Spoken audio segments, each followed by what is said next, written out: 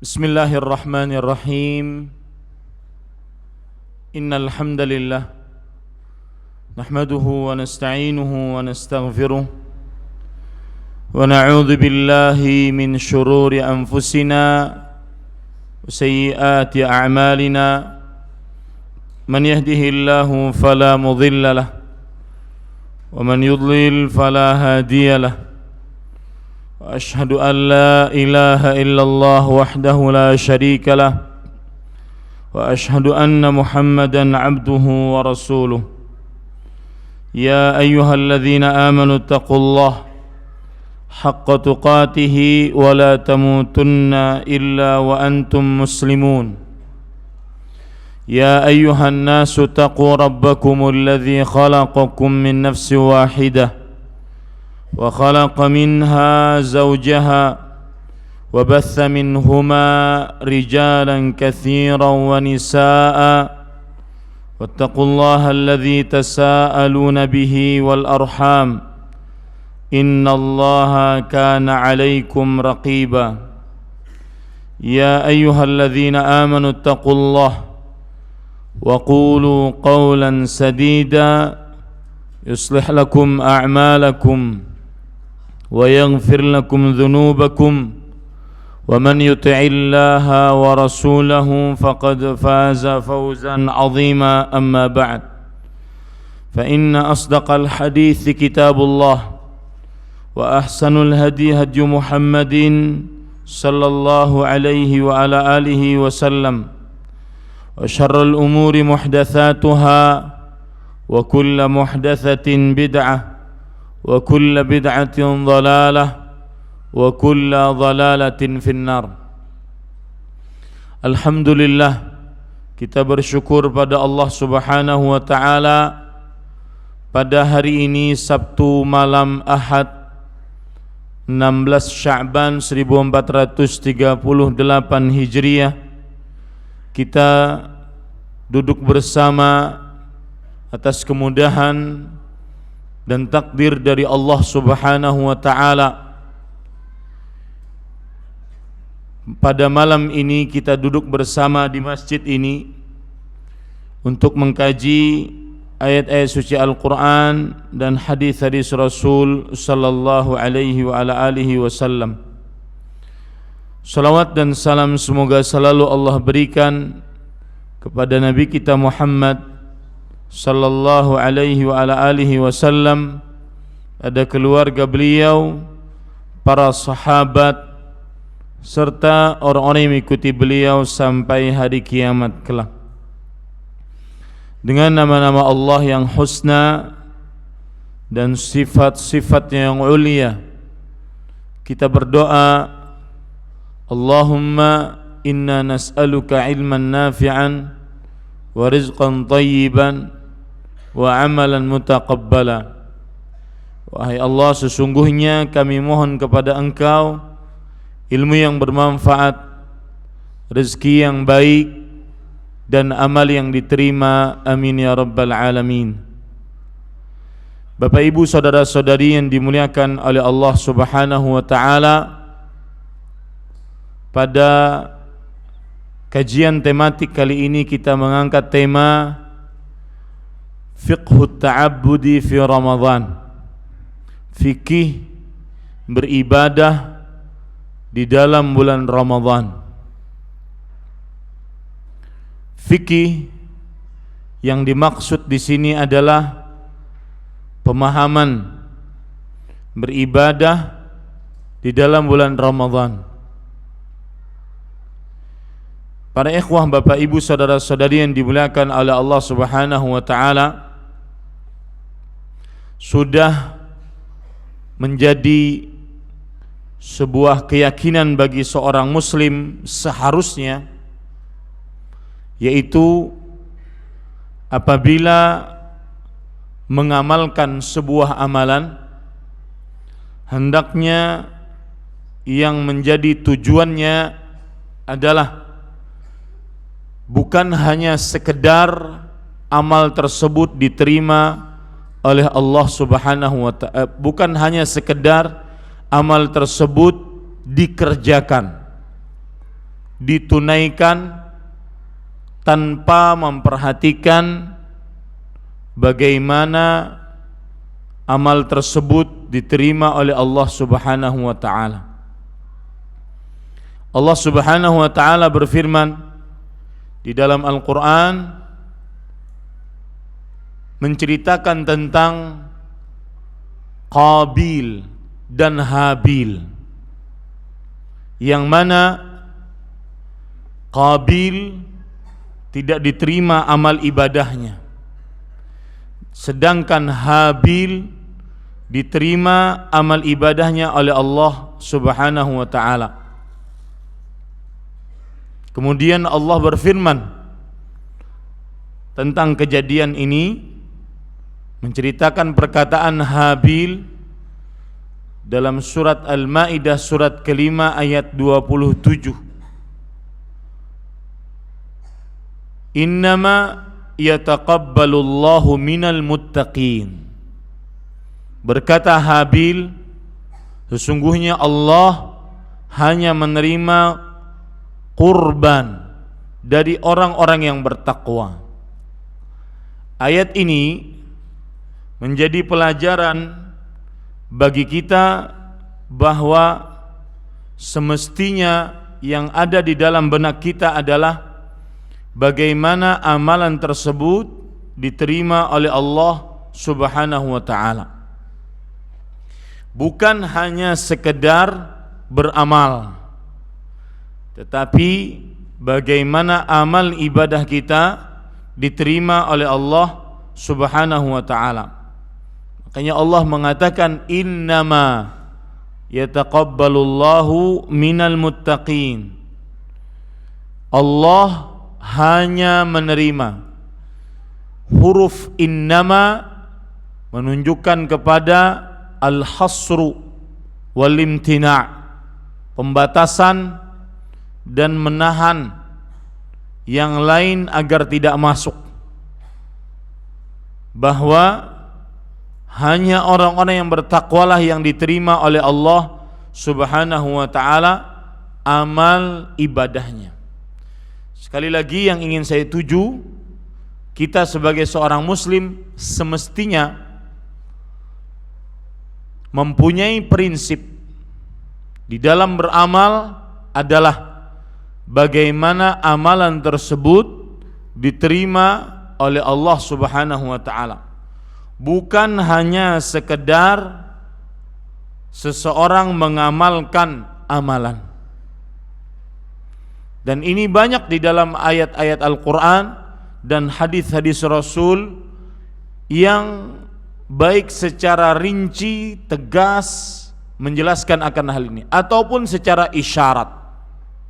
Contoh hadis Rasul sallallahu alaihi wasallam yang menjelaskan secara isyarat, yaitu hadis yang diriwayatkan oleh Imam At-Tabarani di dalam kitabnya Al-Mu'jam, kemudian Imam Abu Ya'la dalam kitabnya Al-Musnad, bahwa Rasulullah sallallahu alaihi wasallam bersabda, innallaha yuhibbu idza amila ahadukum amalan an yutqinahu. Sesungguhnya Allah Subhanahu wa taala menyukai jika salah seorang dari kalian mengamalkan amalan, hendaklah dia mengerjakannya dengan teliti, dengan telaten, dengan itqan. Itqan itu artinya benar-benar maksimal, sempurna, tidak asal mengerjakan. Ini dalil yang begitu tegas bahwa kita beramal bukan sekedar beramal, tetapi bagaimana amalan tersebut diterima oleh Allah Subhanahu wa taala. Contoh dalil-dalil yang menunjukkan isyarat akan yang kita sebutkan tadi, bahwa beramal, beribadah bukan hanya sekedar tunai kewajiban, selesai urusan, tidak. Tapi bagaimana amal ibadah itu diterima oleh Allah Subhanahu wa taala. Lihat dalam hadis dari Thauban radhiyallahu anhu. Beliau bercerita, kana Rasulullah sallallahu alaihi wasallam idzan sarafa min salatihi istaghfara thalathan. Nabi Muhammad sallallahu alaihi wasallam jika telah selesai dari salatnya sesudah salam, maka beliau mengucapkan istighfar sebanyak 3 kali. Faedahnya adalah, padahal beliau baru telah selesai sholat, kenapa beristighfar? Bukankah istighfar bagi orang yang melakukan dosa? Faedahnya adalah agar amalan-amalan tatkala sholat, apabila mungkin sholatnya ada yang kurang bagus, kurang khusyuk dan semisalnya, maka akhirnya seseorang beristighfar, dengan istighfar tersebut bisa menambal pahala sholatnya yang kurang tadi. Karena Rasul sallallahu alaihi wasallam bersabda dalam hadis riwayat Imam Ahmad, innar rajula la yusalli wa ma kutiba min salatihi illa ushruha aw tus'uha aw thumunuha aw sub'uha aw sudusuha aw khumusuha aw rubu'uha aw thuluthuha aw nisfuha. Sesungguhnya seseorang salat dan tidaklah ditulis dari pahala salatnya kecuali 1/10, 1/9, 1/8, 1/7, 1/5, 1/6, 1/5, 1/4, 1/3, setengah. Ini dalil dari isyarat bahwa kita semestinya beramal, bukan hanya sekedar mengamalkan sebuah amalan, ingin lekas-lekas selesai amalnya, tetapi bagaimana amalan tersebut diterima oleh Allah Subhanahu wa taala. Isyarat yang lain yaitu Rasulullah sallallahu alaihi wasallam bersabda tentang salat. Misalkan dalam hadis riwayat Bukhari, Rasul sallallahu alaihi wasallam bersabda, "Shallu kama raaitumuni usalli." Salatlah sebagaimana kalian melihat aku salat, agar benar-benar mendapatkan kualitas yang tinggi dari ibadah tersebut. Dalam haji, Rasul sallallahu alaihi wasallam bersabda, "Khudhu anni manasikakum." Hadis riwayat Muslim. Ambillah dariku tata cara menunaikan ibadah haji kalian agar benar-benar maksimal. Lihat lagi dalam doa, hadis riwayat Imam Tirmidzi dan yang lainnya, innallaha la yaqbalu du'aan min qalbin ghafilin lahin. Sesungguhnya Allah Subhanahu wa taala tidak menerima doa dari seorang yang hatinya ghafil, lalai, lahin, terlena. Ini menunjukkan bahwa bukan hanya sekedar menadah tangan, qomat kamit, akan tetapi bagaimana doanya tersebut diterima oleh Allah Subhanahu wa taala.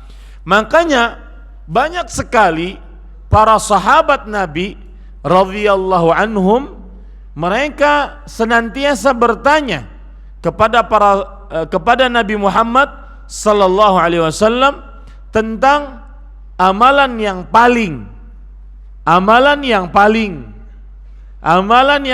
dicintai, amalan yang paling utama, amalan yang paling diridhai.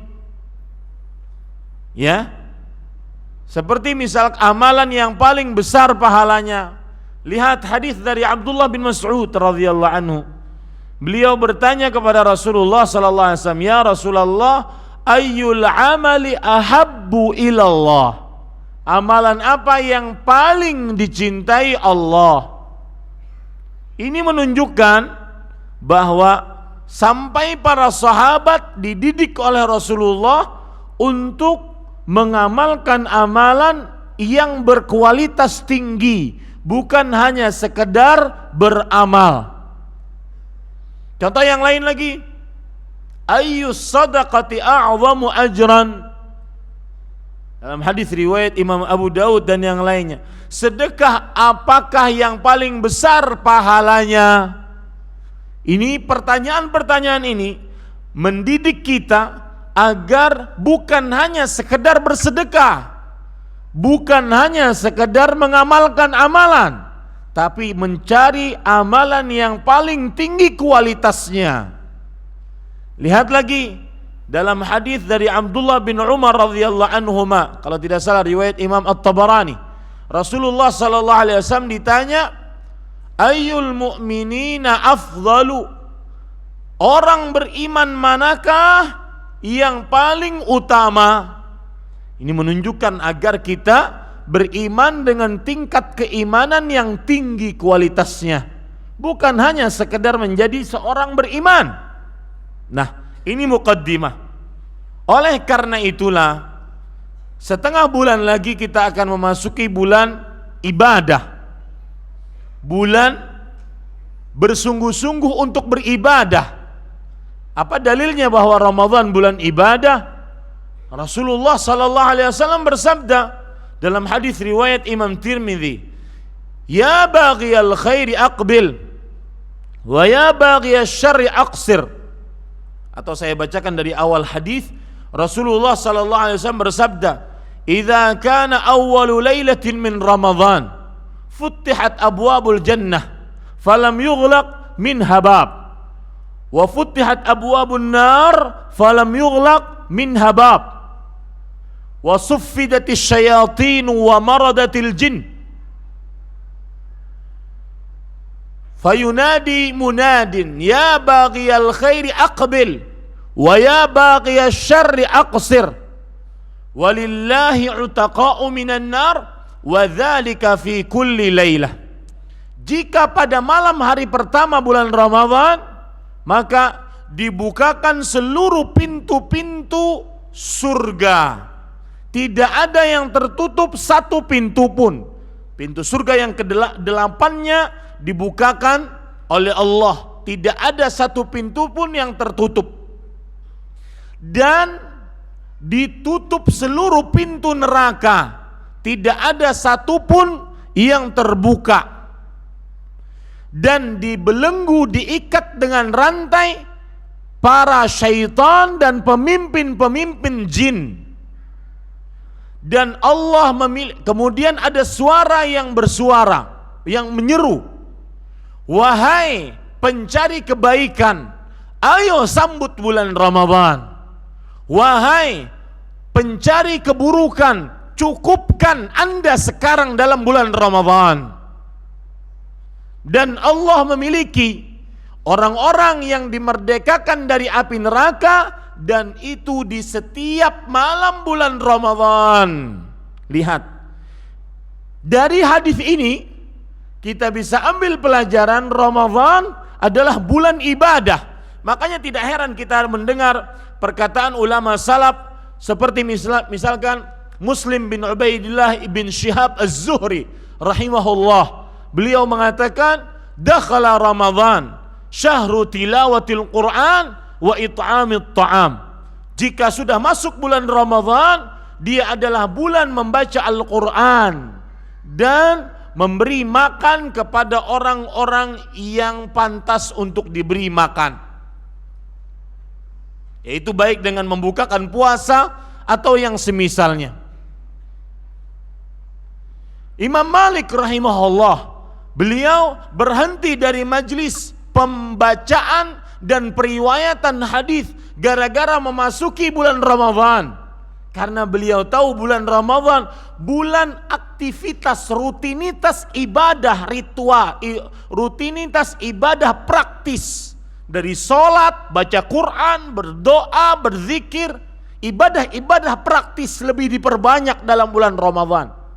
Kita ambil dari hadis ini bahwa Ramadan adalah bulan ibadah. Nanti saya kaitkan dengan muqaddimah yang saya sebutkan tadi. Ramadan bulan ibadah dilihat dari hadis tadi. Yang pertama, Allah membukakan seluruh pintu surga dan menutup seluruh pintu neraka.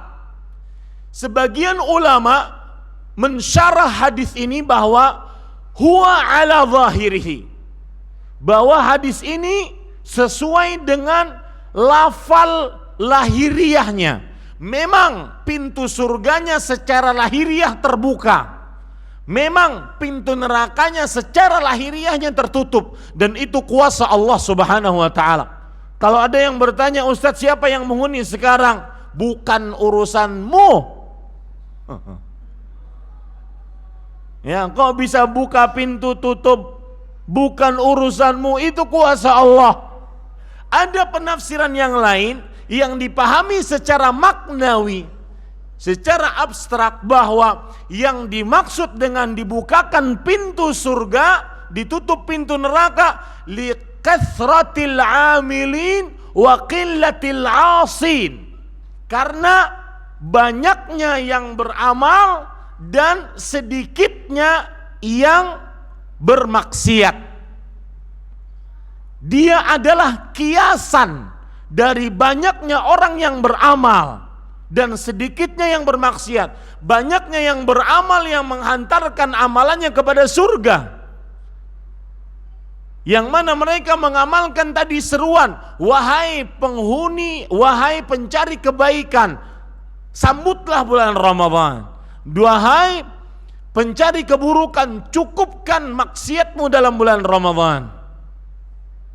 Dari sini kita ambil pelajaran bahwasanya Ramadan bulan ibadah dilihat dari sisi penghuni, pintu-pintu surga dibuka, pintu-pintu neraka ditutup, yaitu bahwa secara maknawi banyak yang beramal ibadah di dalamnya dan sedikit yang bermaksiat.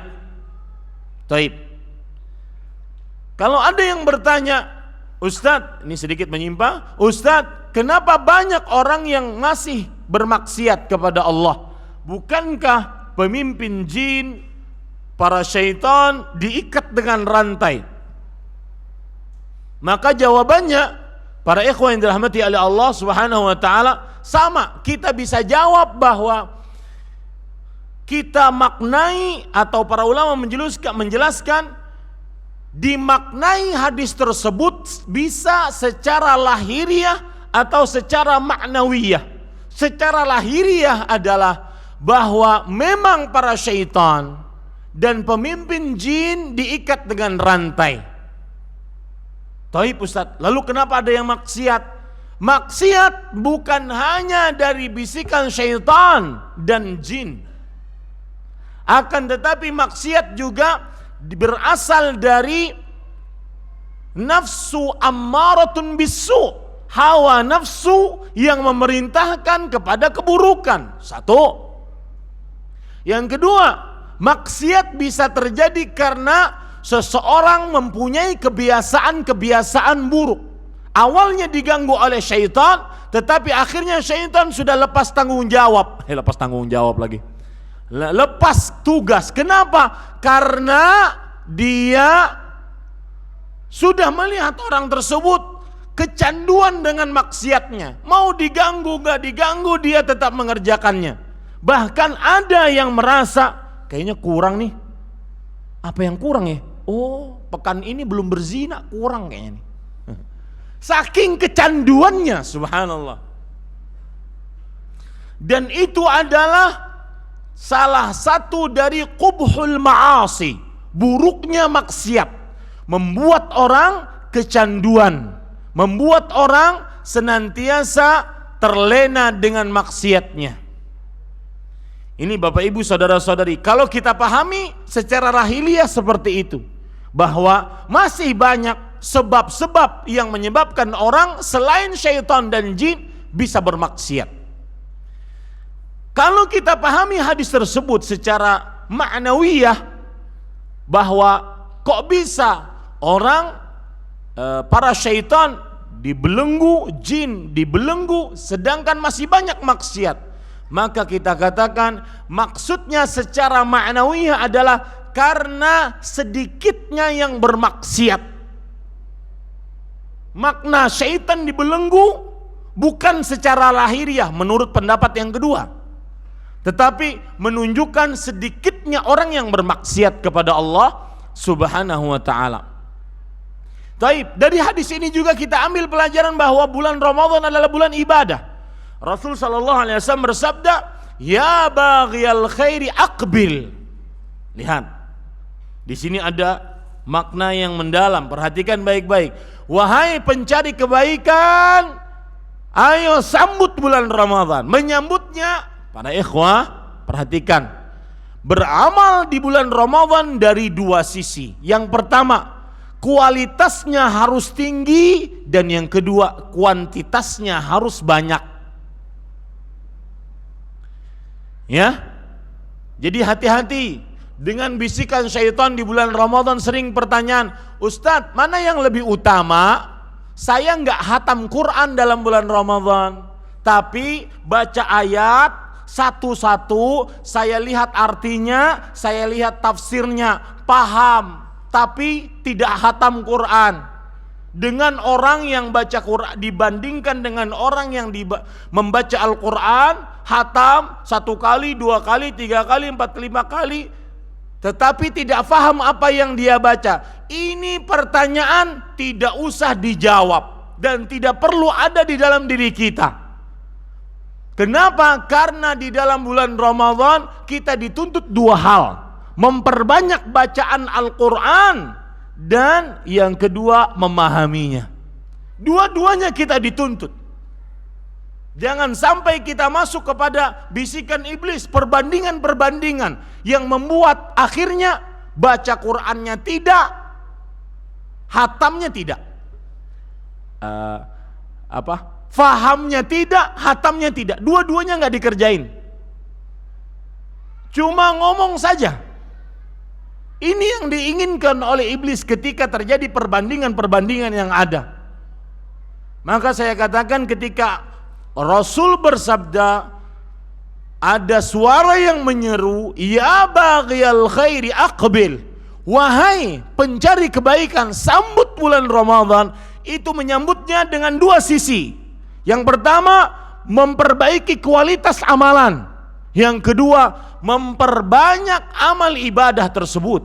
Baca Quran misalkan, yang asalnya mungkin kita membaca Quran sekian hari, sekian lembar dalam satu hari, maka bacaannya harus lebih banyak, dan itu ditunjukkan oleh ulama-ulama salaf terdahulu.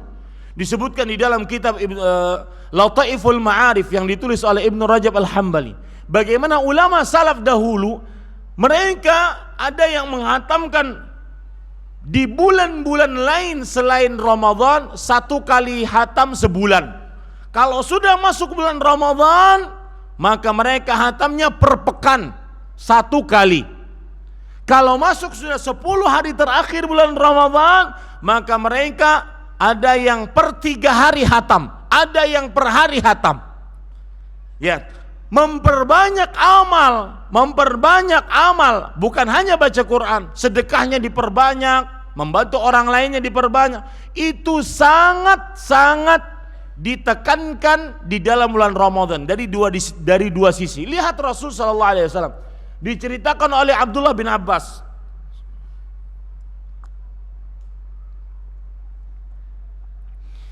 Abdullah bin Abbas radhiyallahu anhu bercerita, kana Rasulullah sallallahu alaihi wasallam ajwadan nas wa ajwadu ma yakunu fi Ramadan. Lihat dalil begitu tegas. Ya. Rasulullah sallallahu alaihi wasallam adalah manusia yang paling dermawan dan lebih dermawan lagi tatkala di dalam bulan Ramadan. Kemudian beliau menyebutkan di perkataan akhir beliau mengatakan, wa kana ajwada minarrihil mursalah. Dan Rasulullah sallallahu alaihi wasallam lebih dermawan dibandingkan angin yang mengalir. Apa sifat angin? Terus mengalir tanpa terputus. Apa sifat angin? Mendatangkan kebaikan. Dengan adanya angin, awan berkumpul menjadi hujan, kebaikan yang banyak. Itu sifat bersedekah di dalam bulan Ramadan. Banyak dan terus menerus. Makanya saya katakan, beribadah dalam bulan Ramadan dari dua sisi. Kualitasnya ditingkatkan dan kuantitasnya juga diperbanyak.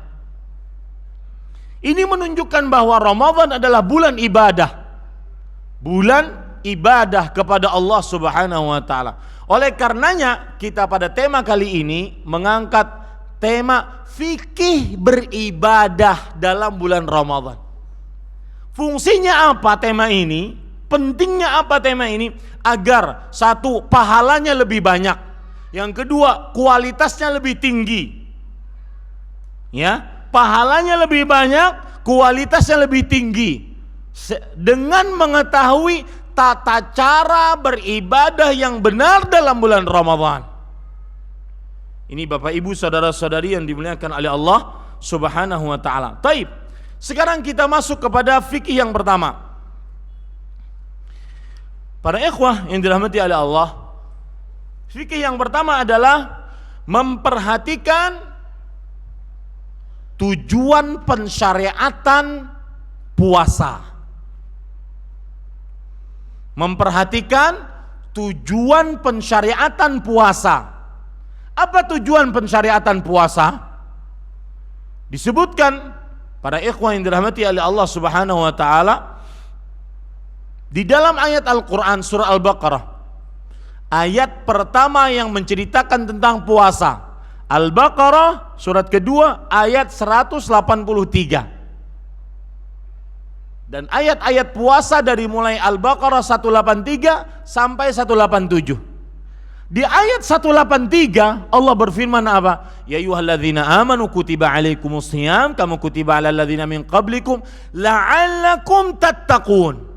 Wahai orang yang beriman, diwajibkan atas kalian berpuasa dan orang-orang sebelum kalian diwajibkan atas mereka berpuasa agar kalian bertakwa. Itu tujuan puasa. Ini fikih yang harus Anda pegang. Puasa itu tujuannya bertakwa. Maka kalau ada yang nahan lapar, nahan haus, nahan hawa nafsu bersetubuh, tetapi malah mengerjakan maksiat, yang halal ditinggalkan, yang haram dikerjakan, ini enggak manfaat puasanya. Dalam artian bukan tidak sah, tetapi mungkin sangat rendah nilai puasanya. Nanti saya akan sebutkan akan hal itu. Jadi poin pertama, fikih beribadah dalam bulan Ramadan, memperhatikan tujuan puasa. Tujuan puasa adalah bertakwa. Lihat ayat yang terakhir yang saya baca tadi ketika imam. Ayat yang terakhir Al-Baqarah 187. Ayat yang paling terakhir menceritakan tentang puasa dalam kumpulan ayat tersebut. Allah berfirman, "Kadzalika yubayyinullahu ayatihi lin-nas la'allahum yattaqun." Demikianlah Allah Subhanahu wa taala menerangkan tanda-tanda kekuasaannya untuk manusia agar mereka bertakwa. Di 183 la'allakum tattaqun, di 187 la'allahum yattaqun. Menunjukkan dengan tegas dan jelas bahwa tujuan puasa adalah bertakwa kepada Allah Subhanahu wa taala. Lihat penjelasan menarik dari Syekh Abdurrahman bin Nasir As-Sa'di rahimahullahu taala. Kenapa para ikhwah yang dirahmati oleh Allah, puasa ya mendatangkan ketakwaan? Dan saya katakan pasti orang yang berpuasa dengan kualitas yang tinggi pasti bertakwa. Lihat perkataan Syekh Abdurrahman bin Nasir As-Sa'di dalam kitab beliau Tafsir As-Sa'di, atau yang disebut dengan Taisir Kalimir Rahman fi Tafsir Kalamil Mannan. Ketika beliau mengomentari, menafsiri ayat ini, surat Al-Baqarah ayat 183, beliau mengatakan, fa inna siyama akbaru akbaru. Saya ulangi, fa inna siyama min akbari asbabit taqwa lianna fihi imtithalu amrillah wajtinabu nahyih. Artinya, karena puasa sebab yang paling terbesar untuk orang bisa bertakwa. Kenapa demikian? Karena di dalam puasa terdapat mengerjakan perintah Allah dan menjauhi larangan Rasulullah Subhanahu wa taala. Apa itu dalam puasa? Dalam puasa terdapat mengerjakan perintah Allah, menahan makan, minum, bersetubuh dan seluruh yang membatalkan puasa. Itu perintah Allah ketika puasa. Dari mulai terbit fajar kedua sampai terbenam matahari, kita lakukan. Menjauhi larangan Allah apa? Menahan makan, minum, bersetubuh dan seluruh yang membatalkan puasa. Kita jauhi itu.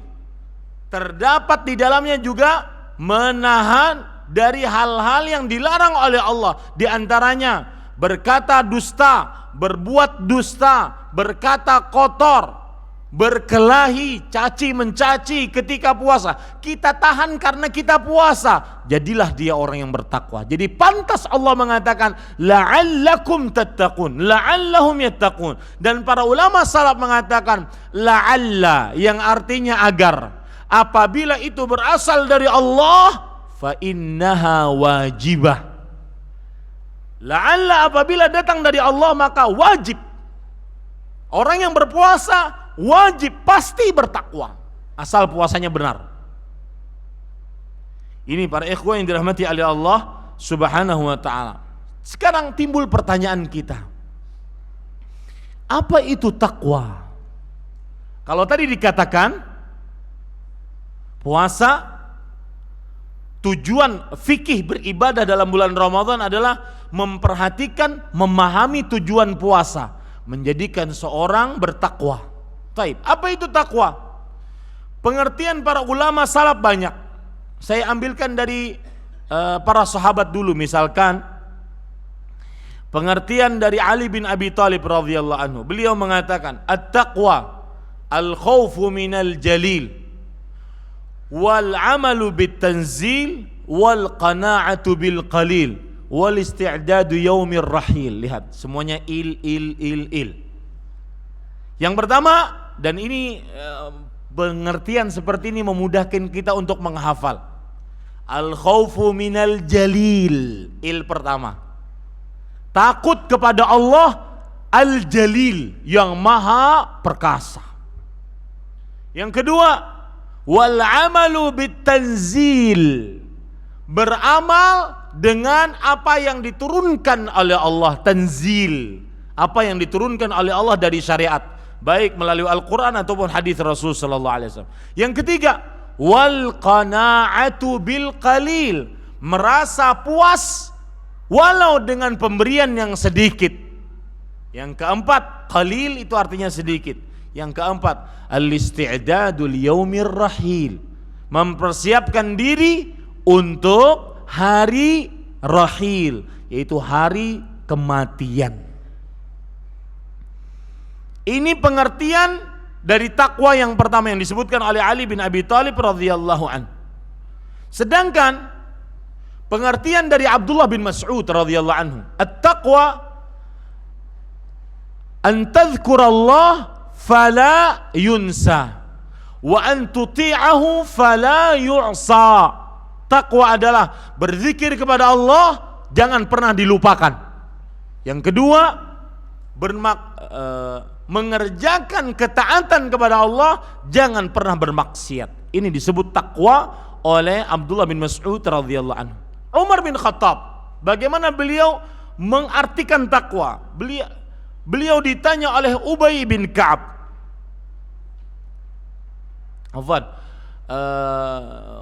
Umar radhiyallahu anhu bertanya kepada Ubay bin Ka'ab, "Ya Ubay, mat taqwa?" Wahai Ubay, apa itu takwa? Ubay radhiyallahu anhu menjawab, "Ya Amirul Mukminin, ama salakta tariqan fihi syauk. Wahai pemimpinnya orang beriman. Waktu itu Umar bin Khattab sebagai Amirul Mukminin. Pernahkah engkau jalan di sebuah jalan yang banyak durinya, banyak gangguannya, durinya? Maka kemudian Amirul Mukminin mengatakan, Umar bin Khattab radhiyallahu anhu mengatakan, "Na'am." Kemudian kata Ubay bin Ka'ab, "Ma fa'alta?" Apa yang engkau kerjakan ketika engkau jalan di jalan yang penuh dengan duri tersebut? Umar radhiyallahu anhu mengatakan, "Ushammiru an saqi wa anzuru ila mawadhi'i qadami wa aqdumu qadaman wa uakhiru ukhra makhafata an tusibani syaukah." Aku mengangkat betisku, melihat kepada telapak kakiku, berjalan telapak demi telapak, setapak demi setapak, takut, khawatir jangan-jangan ada duri-duri yang akan menusuk kakiku. Maka Ubay bin Ka'ab berkata, "Tilka taqwa." Itulah takwa. Fahiya tushmiru lit-ta'ah wa nadharun fil halal wal haram wa wara'un minaz zalali wa makhafatun wa khasyatun minal kabiril muta'al. Subhanallah. Takwa adalah menggiatkan ketaatan, melihat mana yang halal yang haram, bersikap wara' sehingga tidak masuk kepada, terperosok kepada maksiat, takut dan benar-benar merasa takut kepada Allah yang maha besar. Itu takwa. Ya, ini para ikhwan yang dirahmati oleh Allah. Makanya ada pepatah Arab mengatakan, "Khallidz dzunuba saghiraha wa kabiraha dzaka tuqa wasna kamashin fawqa ardi syauk yahdharu ma yara." Tinggalkan dosa kecilnya atau besarnya, itulah ketakwaan. Dan berbuatlah seperti seorang yang berjalan di atas tanah yang penuh dengan duri. Dia sangat hati-hati terhadap apa yang dia lihat, terhadap jalan yang dia jalani. Itulah takwa, para ikhwan yang dirahmati oleh Allah Subhanahu wa ta'ala.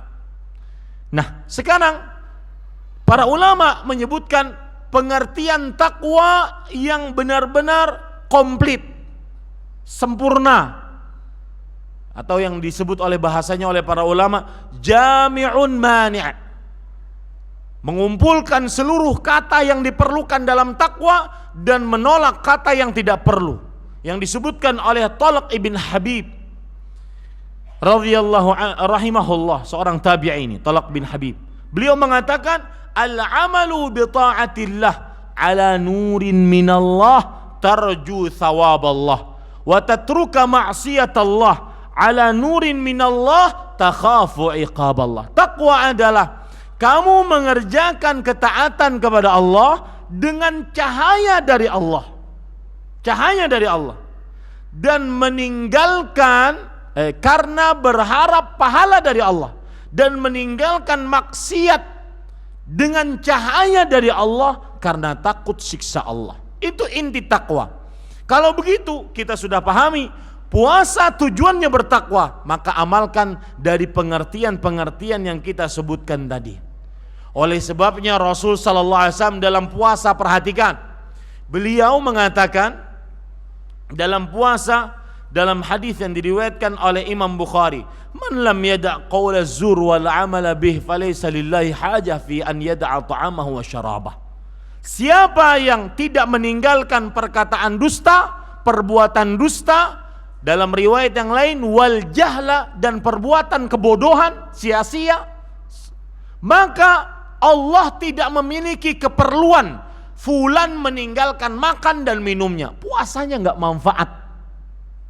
Puasa-puasa masih bermaksiat dengan lisannya, dengan matanya, dengan perkataan-perkataan yang tidak pantas dikatakan oleh seorang muslim.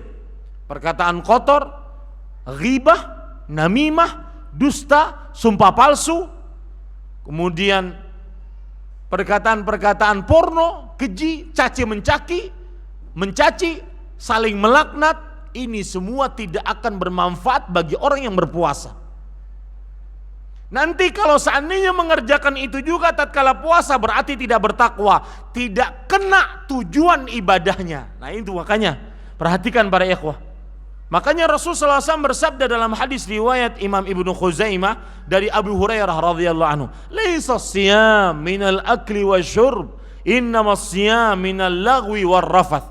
Bukanlah puasa itu orang yang menahan lapar dan haus saja. Sesungguhnya hakikat puasa adalah orang yang menahan perbuatan sia-sia dan rafath. Rafath apa artinya? Al-Hafidh Ibnu Hajar Asqalani dalam kitab beliau Fathul Bari mengatakan, rafath al-kalamul fahish, perkataan yang keji, kotor, porno.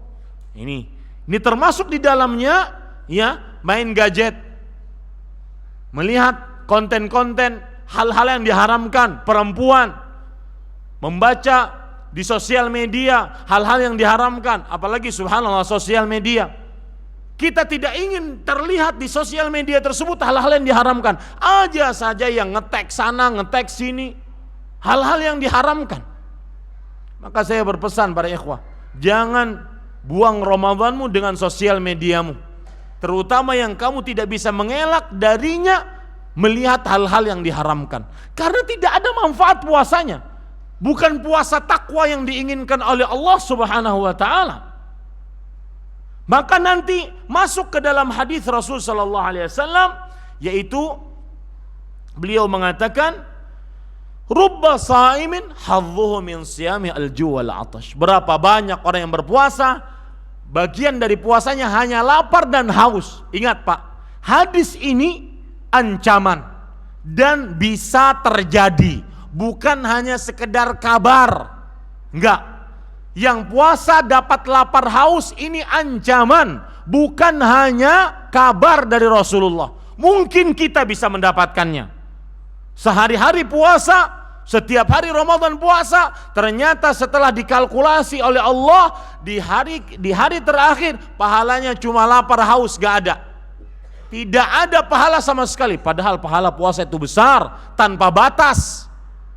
Karena di dalam puasa ada sifat bersabar, sabar dalam ketaatan, sabar di dalam maksiat, dan sabar menjauhi maksiat, dan sabar menghadapi takdir yang buruk. Itu semuanya ada dalam puasa. Dan orang-orang yang sabar, apa Allah berfirman, innama yuwaffas sabiruna ajrahum bighairi hisab. Sesungguhnya orang-orang yang sabar Allah akan berikan pahalanya tanpa batas. Pantas Allah mengatakan dalam hadis riwayat Bukhari, illa siyam fa innahu li wa ana ajzi bih. Kecuali puasa, seluruh amalan akan ada hitungannya, diketahui oleh manusia. Satu baca Quran, satu huruf baca Quran dilipatkan menjadi 10. 1 rupiah bersedekah dilipatkan menjadi 700. Ada hitungannya. Kecuali puasa milikku, dan aku yang akan mengganjarnya, tidak ada yang tahu kecuali Allah, dan ternyata pahalanya tanpa batas. Tetapi ternyata ada orang yang puasanya cuma lapar dan haus. Apa sebabnya para ikhwah? Perhatikan ya. Dikatakan oleh Ibnu Rajab Al-Hambali rahimahullah, sebabnya, rahasianya apa? Karena tadi puasanya tidak bertakwa. Maka terutama Anda di ibu kota, keluar sedikit aurat sana, keluar sedikit aurat sini. Ya, masuk toko musik, asalnya geram, puasa nih. Akhirnya goyang-goyang juga. Ya, hati-hati para ikhwan. Lihat perkataan Ibnu Rajab Al-Hambali yang sangat luar biasa. Saya mengatakan ini pantas ditulis oleh tinta emas. Di dalam kitab beliau Lataiful Ma'arif, beliau mengatakan, anna taqarruba ilallah bitarkil mubahat, mendekatkan diri kepada Allah dengan puasa, dengan meninggalkan hal-hal yang halal, yang mubah. Kita makan kita tinggalkan, minum kita tinggalkan, bersetubuh dengan istri kita tinggalkan, demi puasa. La yakmul illa ba'da taqarrubi ilaihi bitarkil muharramat. tidak akan sempurna kecuali setelah mendekatkan diri kepada Allah dengan meninggalkan yang haram. Lawang yang halal saja kita tinggalkan, apalagi yang haram. Kemudian beliau mengatakan, famanir takabal muharramat, siapa yang mengerjakan hal-hal yang diharamkan, thumma taqarraba ilaihi bitarkil mubahat, kana bimathabati man yatrukul faraid wa yataqarrabu bin nawafil. Siapa yang mengerjakan yang haram, tetapi kemudian dia mendekatkan diri kepada Allah dengan meninggalkan hal-hal yang halal, ini persis seperti orang yang meninggalkan amalan wajib dan mengerjakan amalan sunnah, tidak ada nilainya. Persis itu. Puasa tidak jaga telinga, puasa tidak jaga mulut, puasa tidak jaga mata. Rubba saim hadzuhu min siyami al-ju' wal 'atash. Makanya Pak, puasa itu indah sekali. Rumah, masjid, masjid, rumah, rumah, masjid. Ya. Fikih beribadah dalam Ramadan yang pertama yang sudah kita pelajari tadi, memperhatikan tujuan dari puasa. Tujuan puasa adalah bertakwa kepada Allah. Maka nilai puasa seseorang akan berkualitas tinggi jika di dalam puasanya dia mewujudkan takwa. Makanya tadi saya sebutkan ada hadis-hadis yang menyebutkan larangan dilakukan tatkala puasa, meskipun secara hukum fikih tidak membatalkan puasa, tetapi sangat terlarang bagi orang yang berpuasa karena bisa membatalkan, bisa menghapuskan ataupun mengurangi pahala puasa. Di antara hadis-hadis yang perlu diperhatikan dalam fikih beribadah yang pertama ini, hadis yang sudah saya sebutkan riwayat Bukhari. Man lam yada' qaula az-zur wal 'amala bih, dalam riwayat yang lain tambahan wal jahla falaysa lillahi hajatun fi an yada'a ta'amahu wa syarabah. Barang siapa yang tidak meninggalkan perkataan dusta atau perbuatannya atau perbuatan kebodohan, maksudnya yang tidak bermanfaat, maka Allah Subhanahu wa ta'ala tidak memiliki keperluan apapun bagi orang tersebut untuk meninggalkan makan dan minumnya. Artinya puasanya tidak bermanfaat. Ya, puasanya tidak bermanfaat. Lihat lagi hadis yang lain yang sudah saya sebutkan juga tadi. Hadis riwayat Imam Ibnu Khuzaimah, "Laisa as-siyamu minal akli wasyurb, innama as-siyamu minal lagwi warrafath." Bukanlah berpuasa itu dari menahan makan dan bukanlah berpuasa itu menahan makan dan minum, tetapi sesungguhnya puasa adalah menahan perbuatan al-laghwu, sia-sia, warrafath. Dan rafath saya sebutkan tadi perkataan Al-Hafidz Ibnu Hajar, al-kalamul fahish, perkataan yang kotor, nista, keji. Kemudian beliau mengatakan wa huwa yutlaqu 'ala hadza wa 'alal jima', dan dia adalah perkataan yang jika diucapkan menunjukkan kepada perkataan yang keji tadi, atau segala macam perkataan yang berkaitan dengan jima', bersetubuh. Maka perhatikan, dalam bulan Ramadan lisan kita tidak boleh mengatakan hal-hal yang diharamkan seperti ini, menyebutkan tentang wanita, bagian tubuh wanita, perkataan yang berupa syahwat. Kemudian Rasulullah SAW melanjutkan sabdanya, fa in sabbaka ahadun au jahila alaika falyaqul inni shaim inni shaim. Jika ada salah seorang mencelamu, menghinamu, ataupun mengajakmu bertengkar, berbuat kebodohan kepadamu, maka ucapkanlah aku sedang puasa, aku sedang berpuasa. Ini semua menunjukkan bahwa mengangkat suara, bertengkar diharamkan tatkala puasa. diharamkan dalam keadaan selain puasa, lebih diharamkan lagi tatkala puasa. Maka perhatikan juga hadis yang diriwayatkan oleh Imam Bukhari dan Muslim. Rasul sallallahu alaihi wasallam bersabda, "Wa idza kana yaumu shaumi ahadikum fala yarfuth wa la yaskhab wa la fa in sabbahu ahadun aw qatalahu falyaqul inni shaim." Jika salah seorang dari kalian pada hari puasanya, maka janganlah dia berkata rofath. Rofath sudah kita jelaskan tadi. Dan janganlah dia berbuat sakhab. Sakhab itu dijelaskan oleh Al-Hafidh Ibnu Hajar Al-Asqalani rahimahullah adalah al-khisamu was-siyah. Bertengkar sambil berteriak. Kemudian beliau mengatakan wal muradu min nahyi huna ta'kidu halatas shaum. Dan yang dimaksudkan dilarang di sini adalah penekanannya tatkala berpuasa. Lebih ditekankan lagi, wa illa fa ghairus shaim manhiyun an dzalik. Padahal kata beliau, selain pada waktu puasa pun dilarang akan hal itu. Akan tetapi tatkala puasa lebih terlarang lagi. Mengangkat suara sambil bertengkar, beradu mulut, bercaci maki, saling menghina satu dengan yang lainnya. Ini tidak akan ada pada orang puasa. Maka lihat perkataan Jabir radhiyallahu anhu. Beliau mengatakan, "Idza sumta falyasum sam'uk wa lisanuk wa basaruk 'anil kadhibi wal maharib." Jika kamu puasa, maka puasakanlah pendengaranmu, penglihatanmu dan lisanmu dari dusta dan perbuatan-perbuatan yang haram. Wada'adzal jar, dan tinggalkan menyakiti tetangga. Wal yakun 'alaika waqarun wa sakinatun yauma shaumik. Dan hendaknya kalau kamu sedang berpuasa, maka penuh dengan kewibawaan, ketenangan. Tidak sama dengan orang yang sedang berpuasa, hahihi, ya, cengengesan sana sini, ada. Puasa ya akhi, ini puasa.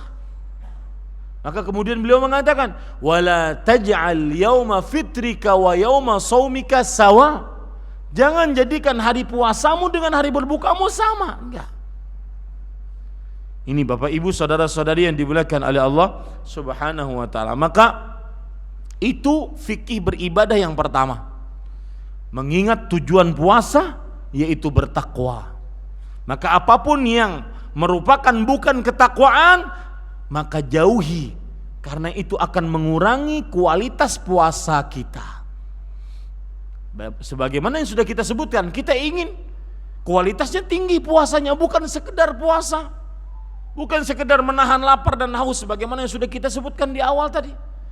Kita ingin bagaimana puasanya merupakan puasanya orang-orang yang puasa para nabi, puasa orang-orang saleh, bukan puasanya orang-orang biasa. Ini Bapak Ibu saudara-saudari. Fikih yang kedua adalah memperhatikan amalan-amalan paling utama di dalam bulan ini.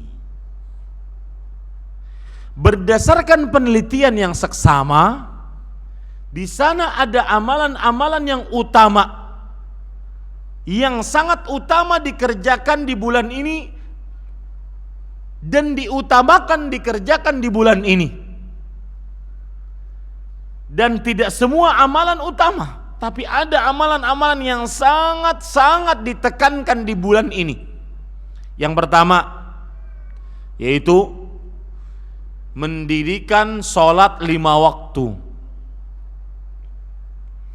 Ini amalan sholat 5 waktu lebih utama dibandingkan puasa Ramadan.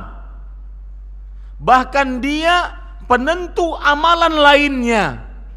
Dalam hadis Rasulullah sallallahu alaihi wasallam bersabda, "Awwalu ma yuhasabu bihi al-'abdu yaumal qiyamah min 'amalihi salatuh, fa in saluhat faqad saluha sa'iru 'amalih, wa in fasadat faqad fasada sa'iru 'amalih." Amalan yang paling pertama dihisab dari seorang hamba adalah salatnya. Jika salatnya baik, maka seluruh amalnya baik.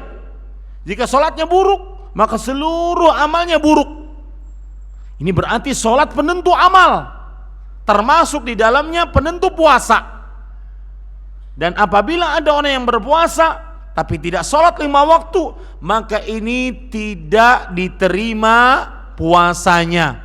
Kenapa demikian? Karena orang yang meninggalkan sholat kufur, kekafiran. Walaupun sebagian ulama ada yang mengatakan kekafiran di bawah kekafiran, tidak mengeluarkan dari agama Islam, tetapi dia kekafiran. Dalam hadis yang diriwayatkan oleh Imam Muslim dari Jabir bin Abdullah radhiyallahu an, Rasul sallallahu alaihi wasallam bersabda, "Bainar rajuli wasyirki wal kufri tarkus shalah." Jarak antara seseorang dengan kesyirikan dan kekafiran meninggalkan salat. Kalau sudah meninggalkan salat, tidak ada jaraknya lagi antara kesyirikan dengan kekafiran. Dalam hadis riwayat Imam Tirmidzi dari Abdullah bin Buraidah radhiyallahu an, Rasul sallallahu alaihi wasallam dari bapaknya Buraidah ibnul Husayb radhiyallahu anhu, Rasul sallallahu alaihi wasallam bersabda, "Al-ahdu alladhi bainana wa bainahumus shalah, faman tarakaha faqad kafar." Perjanjian antara kita dengan mereka adalah perihal salat. Yang meninggalkannya sungguh dia telah kafir. Lihat, hadis seperti matahari di siang bolong, jelas terang. Maka hati-hati para ikhwah, orang-orang yang berpuasa tetapi meninggalkan sholat 5 waktu. Amalan yang kedua yang paling utama dalam bulan Ramadan adalah berpuasa karena iman dan berharap pahala. Bukan hanya sekedar puasa, menahan lapar, menahan haus, tidak, tapi karena iman dan berharap pahala. Rasul sallallahu alaihi wasallam bersabda dari hadis Abu Hurairah radhiyallahu anhu riwayat Bukhari dan Muslim, "Man shoma Ramadan imanan wahtisaban ghufira lahu ma taqaddama min dzambi." Barang siapa yang berpuasa pada bulan Ramadan karena iman dan berharap pahala, diampuni dosanya yang telah lalu. Syaratnya diampuni dosa telah lalu, harus puasanya dibarengi iman dan berharap pahala. Apa maksudnya iman dan berharap pahala? Mari kita ambil perkataan-perkataan para ulama, bukan dari kantong saya, ya. Dan biasakan menuntut ilmu dari orang yang menyandarkan pemahamannya kepada ulama-ulama ahlu sunnah sebelum kita. Itu terutama para salafus saleh, para sahabat, para tabi'in, para tabi'ut tabi'in. Itu lebih utama, lebih berilmu, lebih hikmah, dan lebih bagus pemahamannya. Jangan ambil ilmu dari orang yang menafsirkan ayat atau hadis dengan pemahaman sendiri, meskipun pintar bahasa, karena tidak sepintar dengan pemahaman para sahabat, para tabi'in, para tabi'ut tabi'in. Dan saya berpesan kepada seluruh pengajar agama, pemuka masyarakat, ajari umatmu dengan ilmu yang benar, bukan hanya ilmu yang baru, ilmu yang benar berdasar dari Al-Quran dan Sunnah. Karena sebagian kaum muslimin kadang-kadang lebih suka, wah ini baru nih, ustadznya gayanya baru nih, ya, belum pernah ada sebelumnya pemahaman seperti ini. Ya emang, karena ulama tidak ada yang mengatakan seperti itu. Ini para ikhwan yang dirahmati oleh Allah Subhanahu wa taala. Hati-hati, ya. Harus benar-benar selektif, dan itu hak kita sebagai seorang muslim. Nuntut ilmu ekstra hati-hati. Dan saya berpesan, yang mengajarkan ilmu agama harus benar-benar baca perkataan para ulama, teliti, telaah, baca yang baik, baca yang dalam. Capek tidak mengapa, yang penting umat kita paham. Ini para ikhwah, perhatikan perkataan Al-Hafidh Ibnu Hajar Al-Asqalani dalam kitab beliau Fathul Bari. Apa yang dimaksud dengan barang siapa yang berpuasa karena iman? Dan yang saya sebutkan tadi, meskipun saya teriak-teriak, itu nasihat. Jangan dianggap marah. Kayaknya marah Ustaz tadi itu. Itu nasihat, ya, agar kita benar-benar mendatangkan pemahaman yang benar.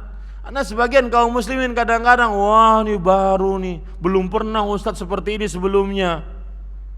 Itu yang jadi populer.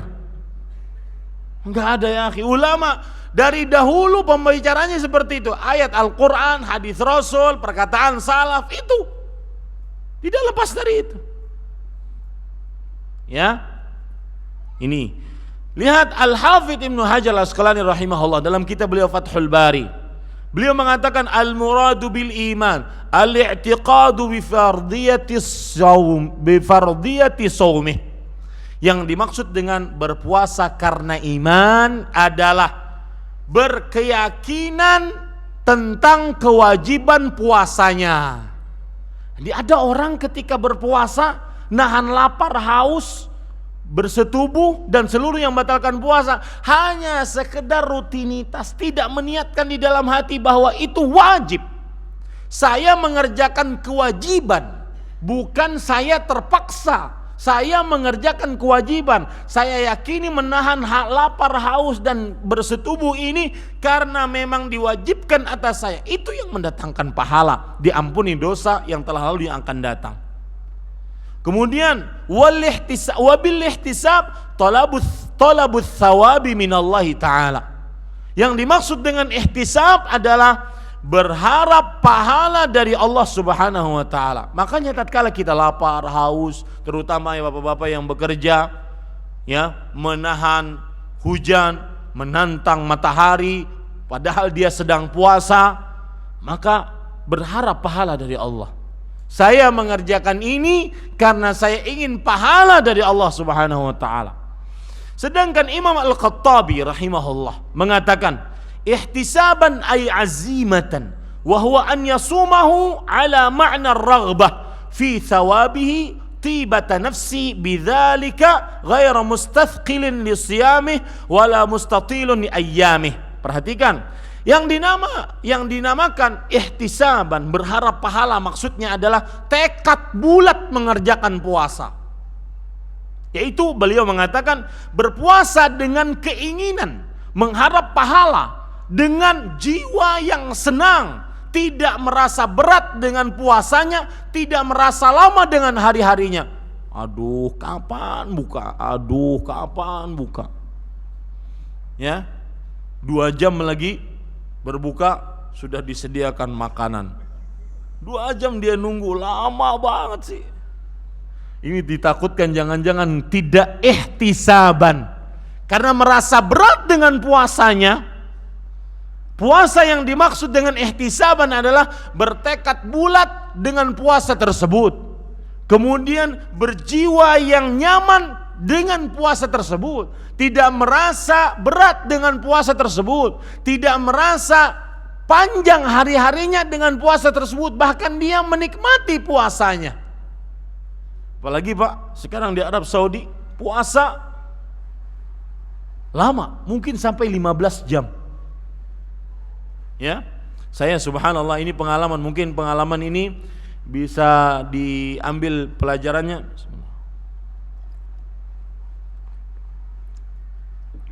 Ramadan umroh, saya kira wah santailah Ramadan umroh, insya Allah berangkatnya kan sore jam 3 begitu, jam 4 berangkat sore, otomatis 3 jam lagi waktu Indonesia Barat berbuka.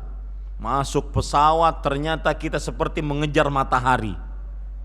Mataharinya kok enggak terbenam, subhanallah. Sampai, iya saya hitung itu transit lagi di Riyadh sampai 18 jam kita puasa. Di Riyadh tinggal 10 menit lagi waktu berbuka, take off lagi dia dari Riyadh. Sudah 10 menit lagi nih. Ini sudah makan semua di sini nih. Sudah kayaknya ilernya sudah keluar semua nih. Take off lagi dia. Take off lagi, menjauh lagi dia. Lama lagi. Subhanallah. Maka para ikhwah tatkala berpuasa seperti itu, saya juga pernah ditanya oleh kawan-kawan yang berada di Jepang. Mereka mengatakan, Ustadz bagaimana kita? puasa hampir 20 jam. Saya masih ingat pertanyaan itu, 20 jam. Maka saya katakan, ya akhi, ihtisab.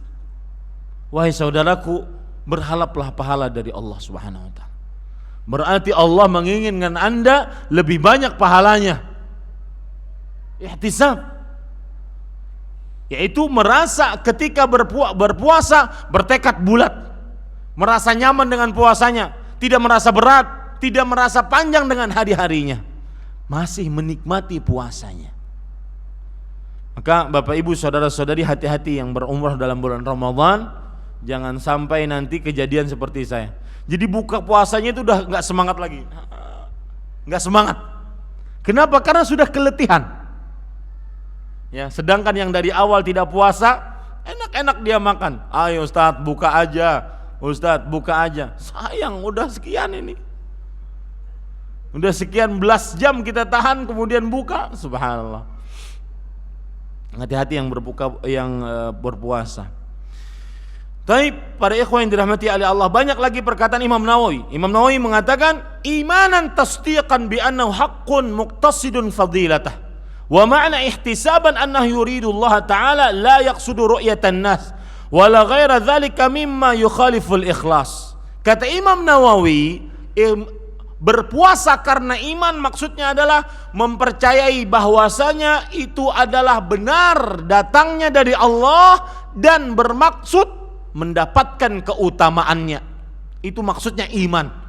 Meyakini dalam hati ini amal, menahan lapar, haus, bersetubuh dan seluruh yang membatalkan puasa dari mulai terbit fajar kedua sampai terbenam matahari benar datangnya dari Allah. Dan maksud berharap pahala adalah menginginkan Allah, tidak menginginkan penglihatan manusia yang menyelisihi ikhlas.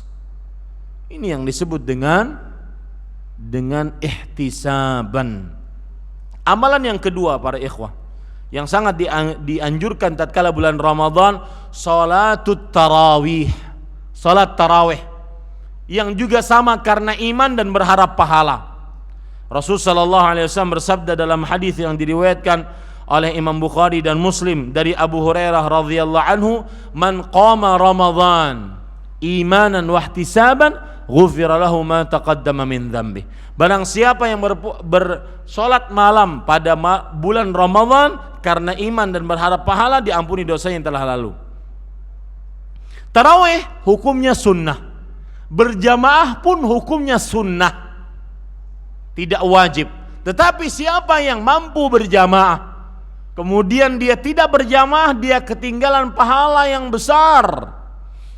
Rasul sallallahu alaihi wasallam bersabda, man shalla ma'al imami hatta yansarif kutiba lahu qiyamul lail. Hadis riwayat Abu Daud dan Imam Ahmad. Siapa yang salat bersama imam sampai selesai, dituliskan pahalanya seperti orang salat semalaman suntuk. Dan untuk wanita, tarawih utamanya tetap di rumah. Salat wajib, salat sunnah utama di rumah. Dalam hadis riwayat Imam Ahmad, Rasul sallallahu alaihi wasallam bersabda, wa buyutuhunna khairul lahunna. Rumah-rumah para wanita lebih utama bagi mereka. Walaupun itu Masjid Nabawi, walaupun itu Masjidil Haram. Lalu Ustaz, bagaimana orang yang umrah di bulan Ramadan? Apakah sholat di hotel? Enggak, kita enggak mengatakan seperti itu. Akan tetapi rumah mereka lebih utama dibandingkan sholat di masjid. Tetapi sholat di masjid bersama imam, bersama kaum muslimin pun mendapatkan keutamaan. Itu tadi, siapa yang sholat bersama imam sampai selesai, maka dia akan mendapatkan pahala semalaman suntuk. Amalan yang keempat yang sangat ditekankan dalam bulan Ramadan, bersedekah, terutama membukakan puasa. Ya, ini orang-orang yang diluaskan rezekinya. Cerdas, mari cerdas dalam bulan Ramadan. Ya, bersedekah. Bahkan untuk orang-orang yang tidak diluaskan rezekinya, yang pas-pasan mungkin, cerdas dalam bulan Ramadan. Beli kurma berapa sih? Kalau ada yang mau buka puasa, lihat di jalan-jalan yang belum buka puasa, cegat. Nih, buka puasa, dapat pahalanya. Ya. Hanya mungkin satu Kotak kurma kita beli mungkin 10.000, 20.000, 30.000, kita bukakan puasanya. Masuk ke dalam hadis ini. Rasul sallallahu alaihi wasallam bersabda dalam hadis riwayat Tirmidzi dari Zaid ibn Khalid al-Juhani radhiyallahu an. Rasul sallallahu alaihi wasallam bersabda, "Man fattara sha'iman kana lahu mithlu ajrih, ghaira annahu la yanqusu min ajri as-sha'imi syai'a." Siapa yang membukakan puasa, maka baginya pahala seperti orang yang berpuasa tadi, tanpa mengurangi pahala orang yang berpuasa tadi. Lihat, kata-kata man fattara sha'iman, siapa yang membukakan puasa dengan apapun, walau hanya dengan satu kurma, walau hanya dengan satu gelas air, walau hanya dengan satu makanan, tidak mesti harus nasi uduk, ya, nggak mesti, kolak nggak mesti. Tetapi dengan membukakan puasa apapun itu. Ini para ikhwah, ini yang menyebabkan kadang-kadang di Masjid Nabawi setiap tahunnya kita lihat di awal-awal Ramadan pasti bertengkar. Bertengkarnya bukan apa? Bukan seperti di kita. Bertengkar, tawuran antara geng satu dengan geng yang lain, apa? Memperebutkan apa? Lapak parkir. Di sana memperebutkan lapak buka puasa. Yang satu mengatakan, saya setelah asar sudah meletakkan plastik di sini, namanya bahasa Arabnya sufroh, plastik untuk makan yang panjang begitu. Yang satu mengatakan, oh nggak bisa, saya 7 turunan di sini.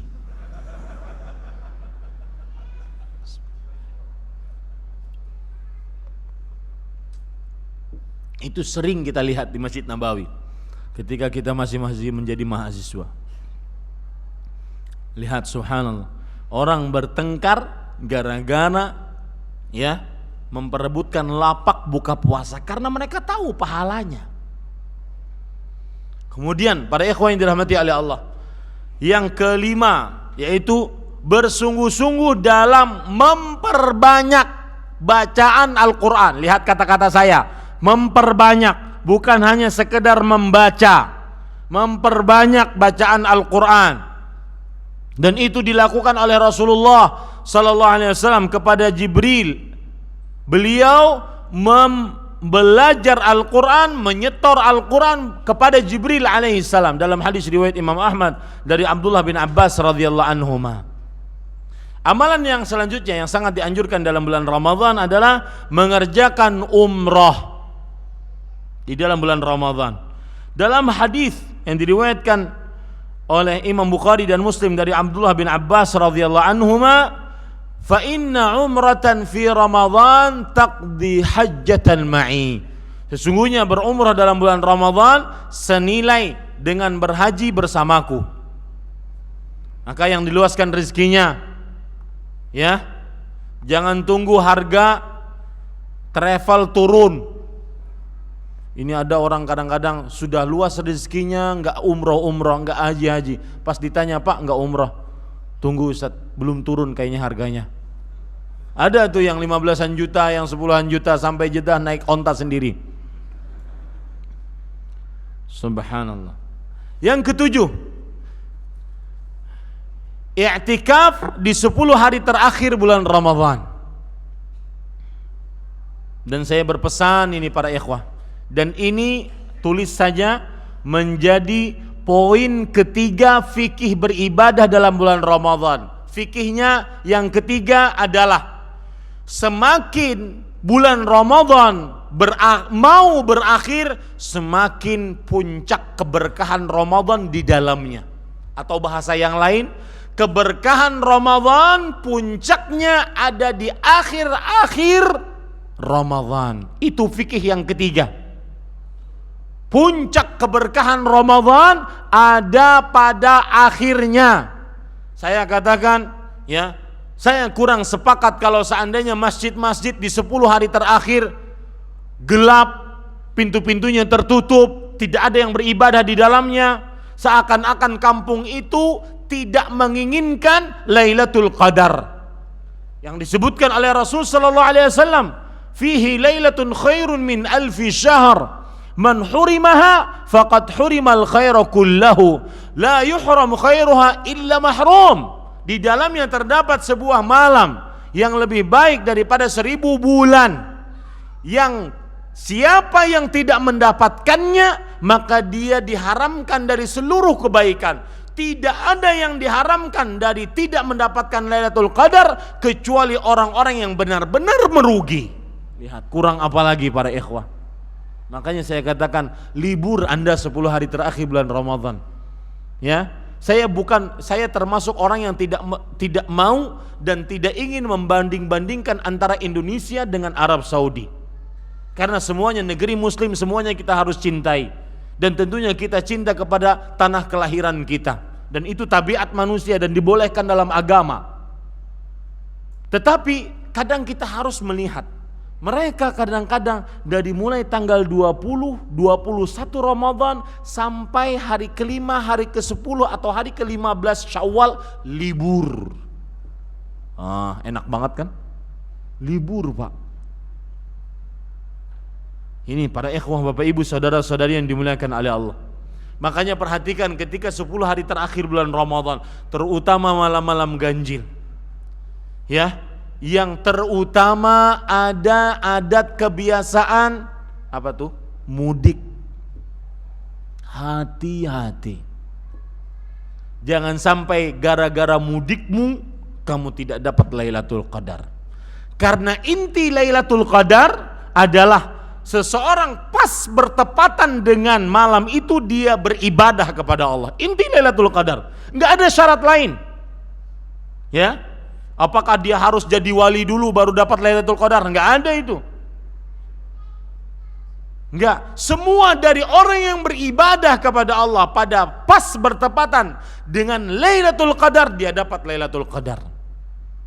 Maka hati-hati para ikhwah yang mudik, yang masih bekerja di 10 malam terakhir bulan Ramadan.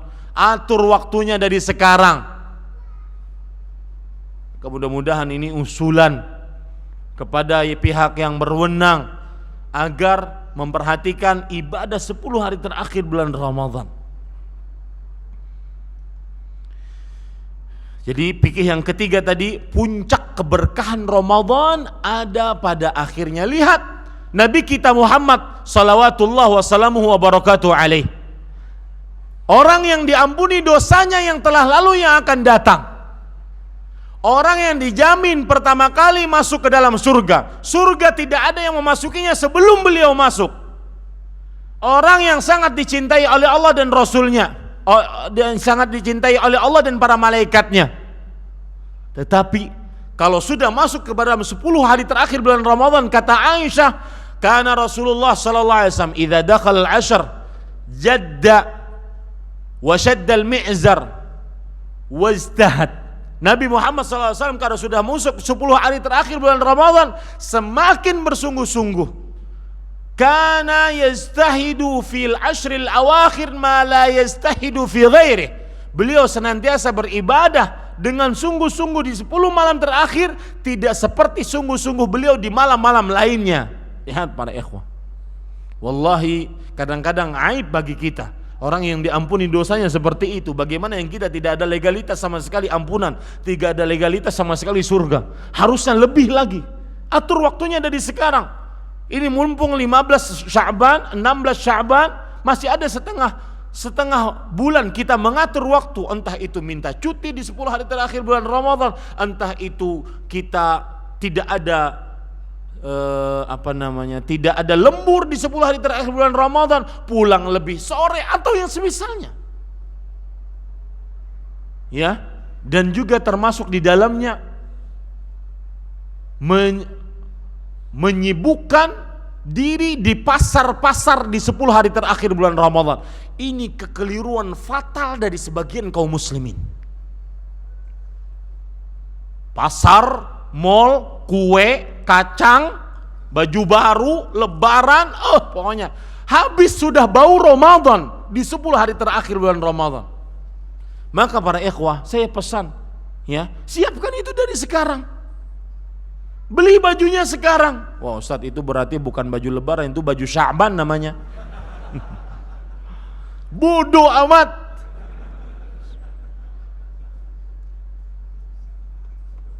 Ya, siapkan dari sekarang para ikhwan. Sayang, 83 tahun 4 bulan semuanya diisi sebagai ibadah. Semuanya diisi sebagai ibadah. Yang mana mungkin umur kita tidak sampai segitu. Mungkin kalaupun sampai tidak semuanya diisi dengan ibadah. Subhanallah. Hanya satu malam, just one night. Hanya satu malam saja. Habis itu selesai. Ente mau jungkir balik, silahkan sana. Satu malam untuk beribadah kepada Allah. Cari di 10 hari terakhir itu. Bahkan lihat Rasulullah. Dia tahun beliau meninggal, ya, Ramadan terakhir beliau, malah beliau beriktikaf 20 hari. Karena beliau tahu semakin hari terakhir, semakin itulah puncaknya bulan Ramadan. Ini fikih yang ketiga para ikhwah yang dirahmati oleh Allah Subhanahu wa taala. Tadi amalan belum selesai, amalan yang ke berapa tadi? Yang ke-7 sudah, yang ke-8 tambahan, amalan yang sangat dianjurkan yang ke-8 adalah berdoa, berzikir, dan bulan Ramadan bulan pengabulan doa.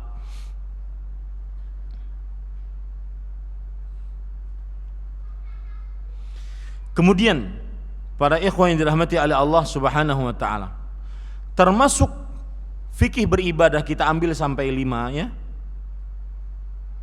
Perhatikan, termasuk fikih beribadah yang kelima adalah yang keempat ya. Yang keempat, memperhatikan amalan wajib sebelum amalan sunnah. Karena seseorang mengerjakan sholat tarawih sedangkan tidak sholat subuh, tidak ada manfaatnya. Mengerjakan amalan wajib sebelum amalan sunnah. Sholat tarawih khusyuk sedangkan sholat wajib sekedarnya, ini tidak manfaat para ikhwan. Memperhatikan sholat tahajud, qiyamul lail dalam bulan Ramadan, sholat subuhnya tidak dikerjakan, tidak ada manfaatnya. Ini Bapak Ibu, saudara-saudari yang dimuliakan oleh Allah. Yang kelima,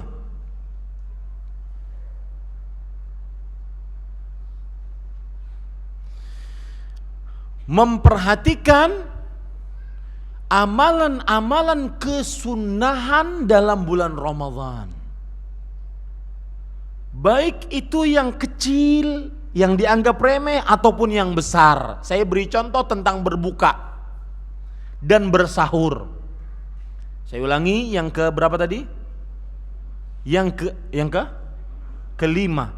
Memperhatikan amalan-amalan sunnah ketika di dalam bulan Ramadan dan dikerjakan dengan maksimal. Contoh berbuka, Rasulullah SAW bersabda, la yazalun nasu bi khair ma'ajjalul fitra.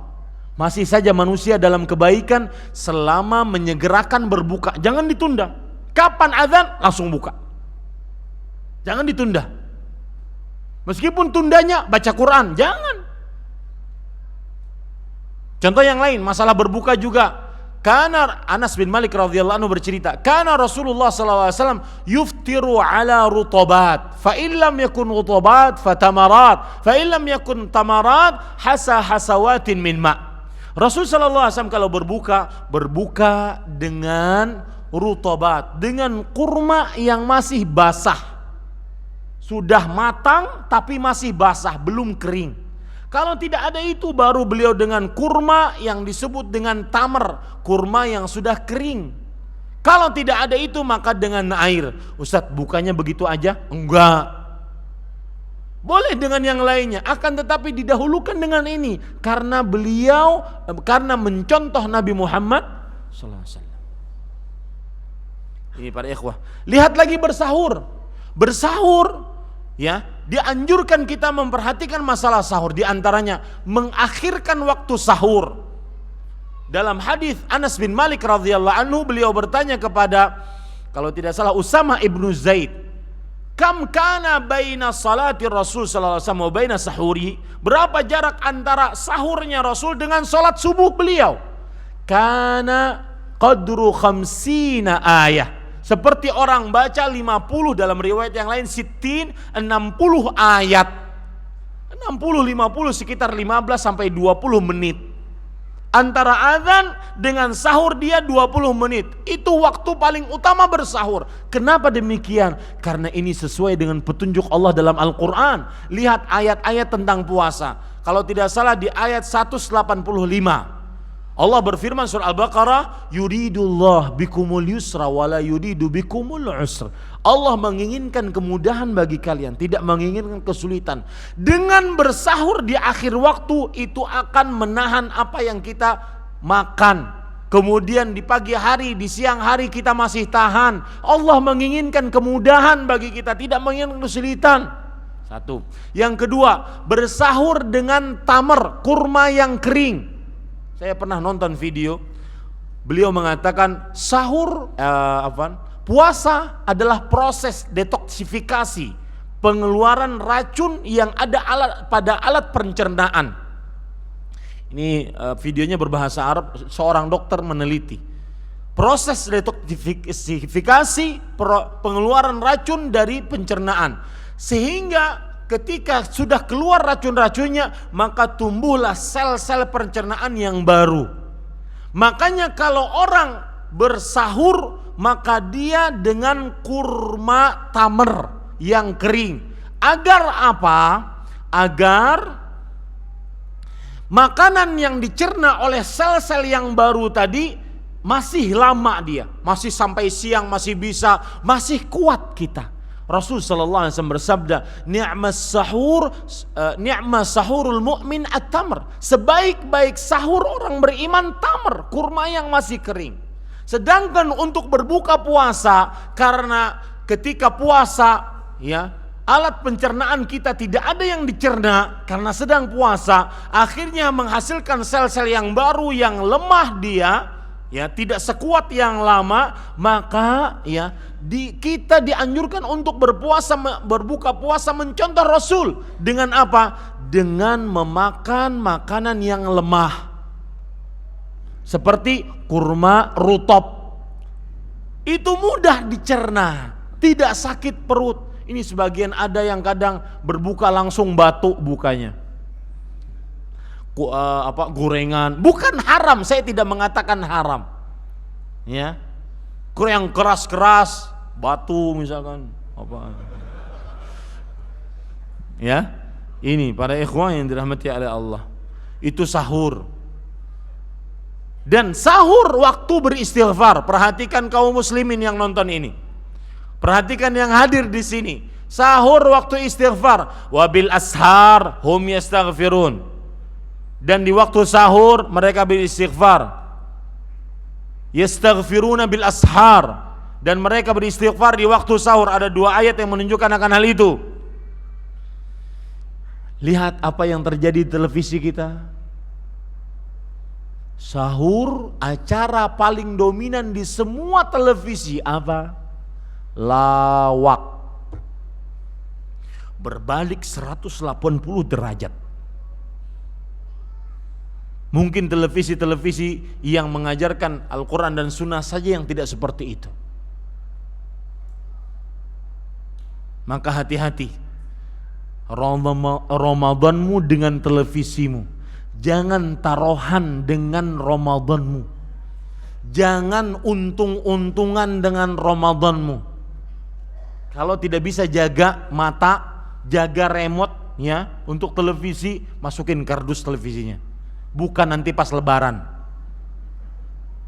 Ramadan ya akhi, tidak sama dengan bulan-bulan yang lain.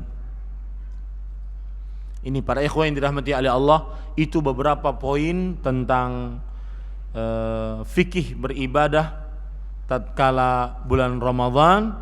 Semoga bermanfaat. Apa yang baiknya dari Allah Subhanahu wa taala, apa yang buruk itu dari saya pribadi. Wa sallallahu nabiyana Muhammad walhamdulillahi rabbil alamin. Subhanakallah bihamdika asyhadu an la ilaha illa anta astaghfiruka wa atubu ilaik. Saya sekali lagi pesan, siapkan diri bikin jadwal. Saya baca Quran jam sekian, kerja jam sekian, bikin jadwal. Harus ada jadwal. Ramadan tahun ini harus lebih berarti dibandingkan yang lain. Demikian, sallallahu nabiyana Muhammad walhamdulillahirabbil alamin. Wassalamualaikum warahmatullahi wabarakatuh.